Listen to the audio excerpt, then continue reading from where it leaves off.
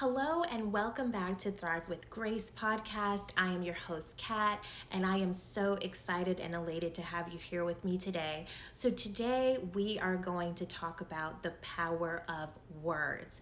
I was inspired by this podcast by a very close and dear friend of mine. She's actually my beautician, and we were talking about this at my hair appointment about the power of the tongue. And I was just going over with her about how words have power and you have to continue to speak positively over your life. And she went through and gave me some scenarios of some past clients that actually were speaking some negative things over their life. And guess what? Those negative things did come to pass. So I thought it was more than appropriate to share the good news that you have power over your life. And if you don't think that you have power over your life, now is the time to reclaim that by watching the words that come out of your mouth. So without further ado, let's dive right on in. So growing up as a child, I was raised in the church. Definitely my parents are still heavily involved in the church. And one thing that stuck with me the most is that life and death are in the power of the tongue. I believe there's a passage in Proverbs 18 and 21, and it talks to such a thing. And I have applied it to my life. And I also believe that whatsoever a man thinketh, so is he. Now, I don't know the scripture to that one, but I'm telling you, dear, it is the truth. So if you continue to speak over your life, your words have power. I truly believe that subconsciously your words are speaking to your spirit and your soul and your mind. So your mind is going to bring forth whatever you are constantly saying to yourself. That is why we have to be careful of what we say as well as the actions, but we have to be careful what we say over our family, our loved ones, our friends, just our work, even what we do for a living. You have to be careful what you say. You want to speak with affirmations. You hear people constantly saying, speak these affirmations over your life over and over and over, because subconsciously you are training your mind to think as such. If I continue saying I am desired, I am honored, that I am loved, then that is what's going to happen in your life. If you keep saying I'm stressed, I have anxiety, they have that song, it's very catchy. But that song singing about anxiety, you do not need to be singing songs like that. That is negatively speaking over your life. It is not benefiting you. It is actually causing more harm than good. Some songs are extremely catchy, but you need to be careful of what you are singing about and what they mean. Words have meaning. You cannot just continue to say things and think that nothing's going to happen. If you say, like, I'm tired, I'm not good enough, those negative words are going to start to register into your life. So instead of saying, I'm stressed, say, I'm handling it. I'm strong. I can handle anything. I am powerful. I am determined. I am relentless. Those types of things are what you want to continue telling yourself. I'm equipped. I can do this. Believe in yourself. The more positivity that you speak over your life, the more positive things will become. I'm here to tell you the truth. In relationships, speak life over your partner. If you are a parent, speak life over your children. You are a prince. You are a princess.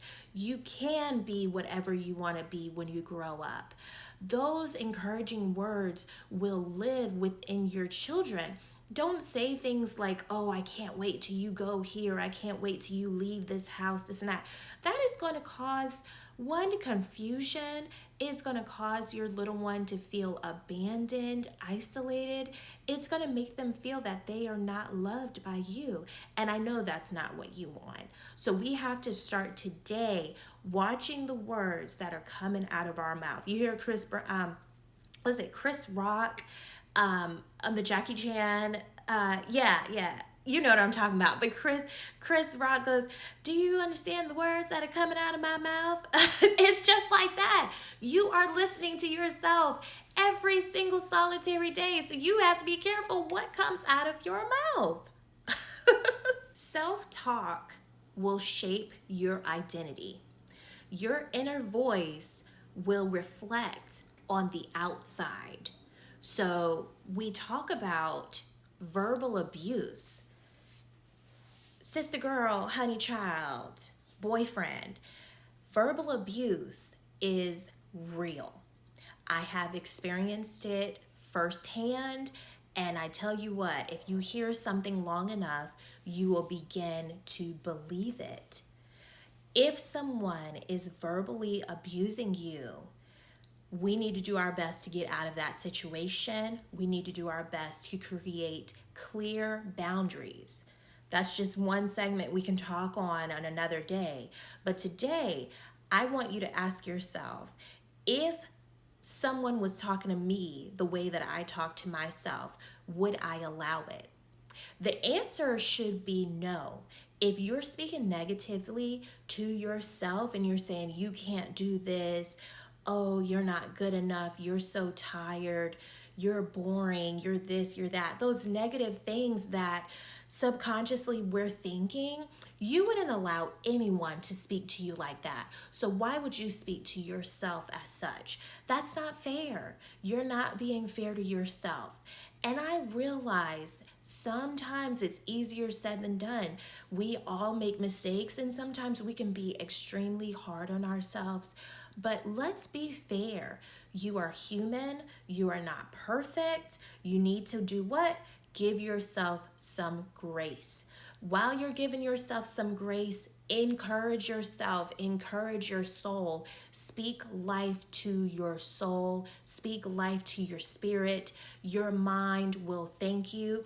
And subconsciously, I promise you that you will win. Wake up in the morning and say, I'm so beautiful, I'm so handsome. I'm a winner. I'm victorious. I got that new job. Okay, I started that business, that multi-million dollar business. I'm a millionaire. Become a little, what do they say, delulu. Become a little delulu about yourself and start speaking life into yourself, into your situation. I live in a mansion. Okay, I'm driving that dream car. Create a vision board and create some wonderful affirmations for yourself that the vision board you can look at, the affirmations you can begin to say and speak to yourself on a daily basis.